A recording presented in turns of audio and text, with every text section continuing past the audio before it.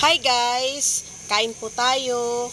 Ulam ko ay tilapia. Sausawan ay tuyo, sili, kalamansi. May kasabang sabaw.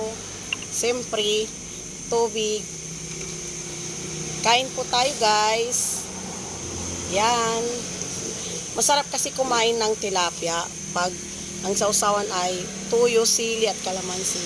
Kain po. Andito pa ako ngayon sa Kubo. Dito sa Tarlac. Almusal pa lang ito guys.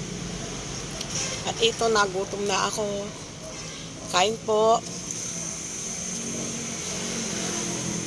Nakamay na ako. Malapit na kaming umuwi ng Pangasinan.